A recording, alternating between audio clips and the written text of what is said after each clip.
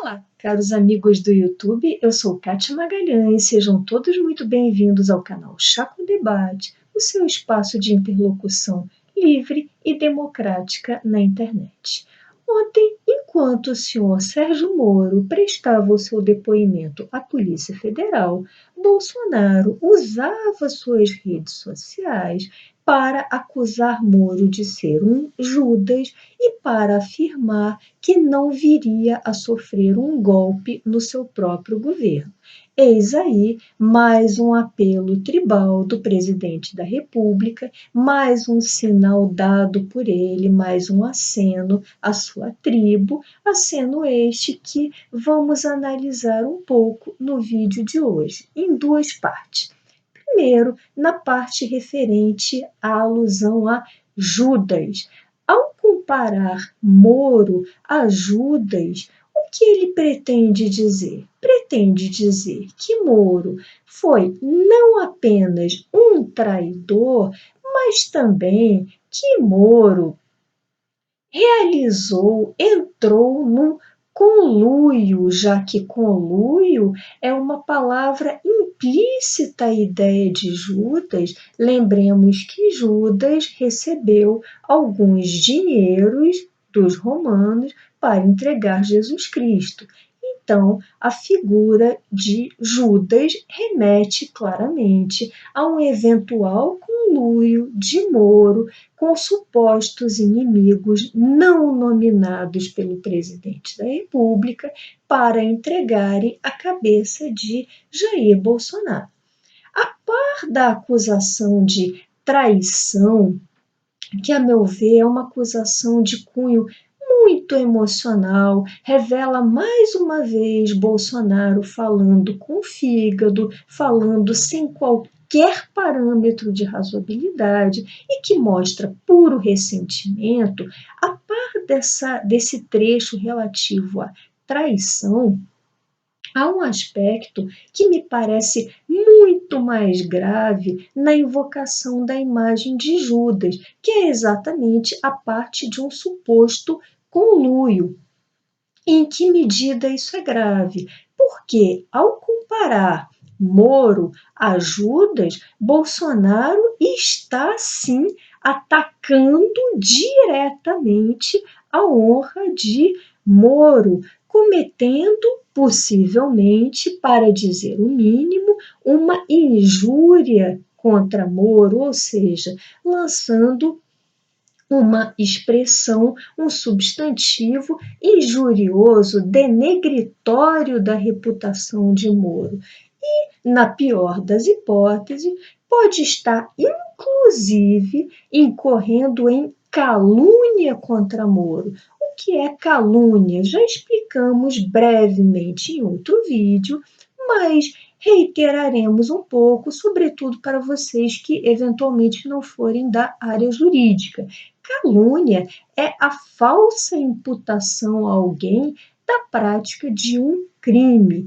Assim, ao chamar Moro de Judas, e tenhamos em mente esse conceito inerente à figura de Judas, que é o conceito do conluio, que é o conceito de auferir benefícios para entregar a cabeça de alguém, para sacrificar alguém, ele poderia sim incorrer em calúnia contra Moro, pois poderia estar imputando a Moro um eventual crime, que seria o crime de prevaricação, do desvio das suas funções, do não exercício regular das suas funções. Isso poderia configurar um crime de calúnia. E a que Bolsonaro se refere quando trata Moro como um Judas? Se refere claramente ao caso de Adélio Bispo, o esfaqueador que teria tentado assassiná-lo em Juiz de Fora. Porém, esse caso envolve diversas verdades que Bolsonaro, em seu universo paralelo, imaginário, faz questão de desconhecer e que, a meu ver, já foram suficientemente esclarecidos, não só pela mídia, como também pelas fartas provas já apresentadas por Moro. E que verdades seriam essas? Primeira verdade, a verdade de que as investigações contra Adélio Bispo estariam paralisadas, teriam ficado atravancadas em decorrência de uma impossibilidade de realizar uma perícia no telefone celular de um dos advogados de Adélio. Essa matéria se encontrava e ainda se encontra pendente de apreciação judicial. E foi exatamente o fato que Moro expôs ao presidente da República. Teria ele se virado para Bolsonaro e explicado de forma bastante simples, compreensível até mesmo para alguém de mente um tanto fraca quanto a do presidente da República. Teria Moro dito ele: presidente, a Polícia Federal se encontra impossibilitada de prosseguir nessa linha de investigações porque o Judiciário ainda está debruçado em torno da possibilidade de perícia ou não do telefone, do celular. O que poderia ter feito a PF para interferir, para intervir no trabalho do judiciário, que inclusive é um outro poder? Absolutamente nada.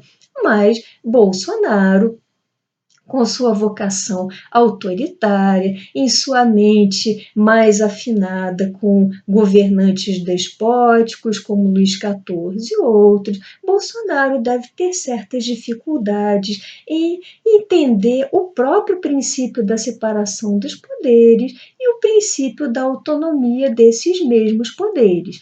Então, essa é uma verdade que Bolsonaro tenta desconhecer até hoje. E vamos à segunda verdade, que deve ser bem inconveniente para Bolsonaro. Sabemos que o advogado de Bolsonaro perdeu o prazo para recurso contra uma determinada sentença, no caso Adélio Bispo, que havia reconhecido a suposta inimputabilidade de Adélio. O que significa isso?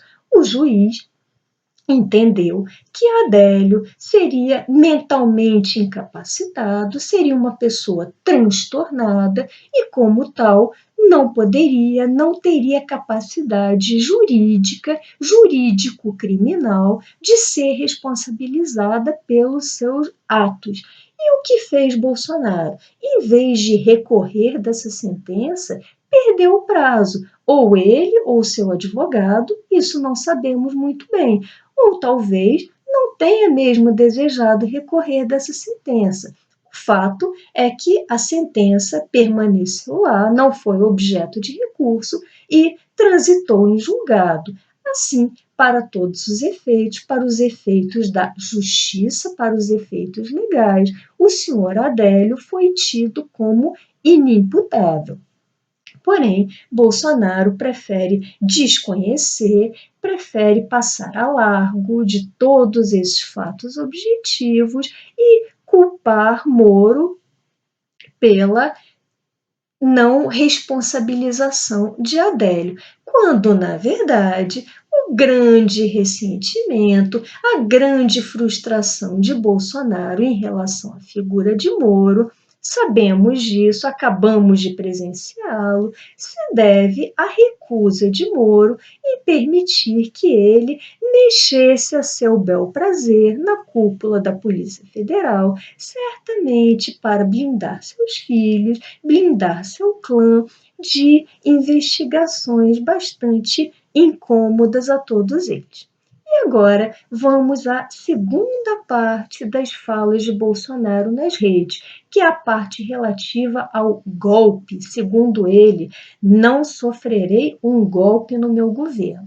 Chega a ser curioso ver alguém como Bolsonaro, que é um tradicional defensor de ditaduras, de tiranos, de torturas, leitura, chega a ser curioso ver alguém com esse perfil repudiar a ideia de golpe. Ora, alguém que defende ditaduras deveria imaginar que supostos golpes, entre aspas, fazem parte do jogo, fazem parte do risco inerente às próprias ditaduras. Porém, parece que, ao ocupar o poder, Bolsonaro quer se ver completamente imune, completamente protegido a golpes. E ele efetivamente está, porque, reitero, ainda vivemos num Estado democrático de direito. Só que aí observamos uma clara aplicação de um mecanismo psicológico de projeção, onde Bolsonaro parece projetar em todos os demais atores políticos, em todas as instituições, a imagem de si próprio, a imagem do próprio Bolsonaro, alguém que adora flertar com ditaduras e com tiranias. E outro aspecto igualmente interessante é que esse discurso alusivo ao golpe, o que nos recorda ele no passado político recente do nosso Brasil? Sim, você deve ter imaginado o mesmo discurso do PT, que considerou o impeachment de Dilma Rousseff um processo ocorrido dentro dos trâmites legais, de acordo com a nossa Constituição Federal, perante o Legislativo, e inclusive sob a presidência do então presidente do Supremo Tribunal Federal, à época, o senhor Lewandowski. Apesar de toda essa institucionalidade do processo, o PT considerou o impeachment da sua líder na época um golpe. E vemos esse mesmo discurso ser repetido pelo senhor Bolsonaro, que, diante da possibilidade, ou quem sabe até da iminência de um eventual impeachment, afirma que não sofrerá um golpe, que não haverá um golpe, repetindo ipsis literis o discurso petista. E agora, me encaminhando para o encerramento desse vídeo, creio mesmo que talvez, mais uma vez, tenha razão o brilhante jurista e professor universitário Miguel Reale Júnior, que publicou um artigo ontem no jornal Estado de São Paulo, intitulado Pandemônio.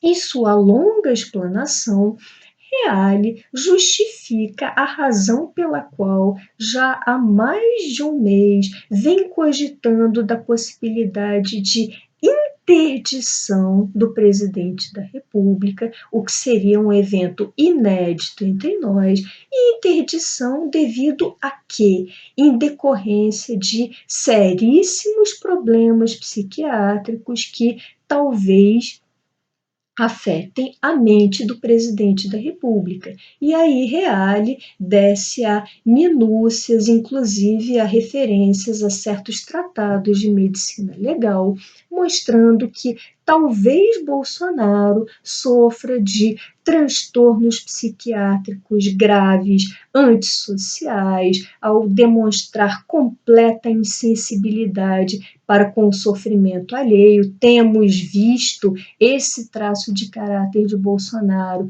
tanto na gestão da pandemia, quanto na gestão da terrível crise econômica que nos assola, mas ele se mostra frio, ele se mostra indiferente, ele chega a afirmar, e daí também já comentamos essa interjeição neste canal, ele se mostra completamente alheio, não compassivo a sofrimentos seríssimos que acometem seres humanos, que acometem uma população por ele governada.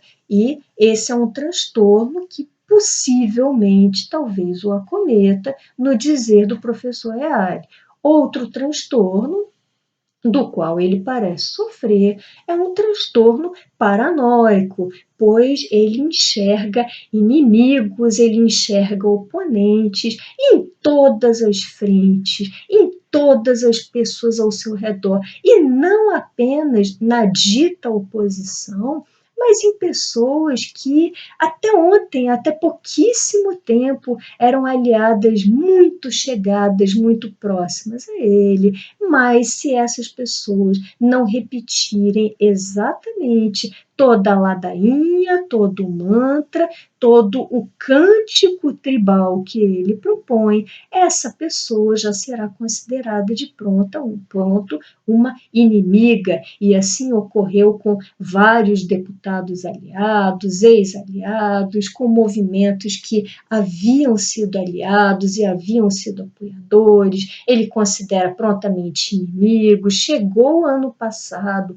a postar nas redes sociais um vídeo grotesco onde ele comparava a figura dessas pessoas, e inclusive figuras de veículos de mídia importantes, a figuras de hienas, sendo hienas animais falsos, animais traiçoeiros, que desejariam atraiçoar, que desejariam tomar o poder de quem? Do rei Leão, do rei Bolsonaro. Isso, no dizer do professor Reale, pode caracterizar sérios transtornos psiquiátricos a justificar uma interdição do presidente da República. E confesso eu, se fosse o caso, se de fato conseguíssemos interditar Bolsonaro, acho que o país teria muito a ganhar, pois seria poupado de meses de demora de um eventual processo de impeachment, da análise de um pedido de impeachment. E lembremos, o país não tem tempo a perder. Nós estamos morrendo, literalmente, morrendo de doença, morrendo de fome, morrendo pelo desemprego. É uma tríplice crise, como já denunciado por vários órgãos de imprensa estrangeiros, já comentamos isso aqui no nosso canal. Temos uma emergência sanitária seríssima, temos uma crise econômica sem precedentes e temos uma verdadeira convulsão política. Então, mais uma vez, aparece o professor Reale como uma mente lúcida, sugerindo uma proposta, creio eu, que seria muito benéfica a todos nós, a todo um país que não tem tempo para esperar um impeachment, infelizmente. Bom, essas eram as reflexões que eu gostaria de compartilhar com vocês hoje. Se tiverem gostado desse vídeo, deixem seus likes, comentem. Por hoje me despeço e até o próximo Chá com Debate.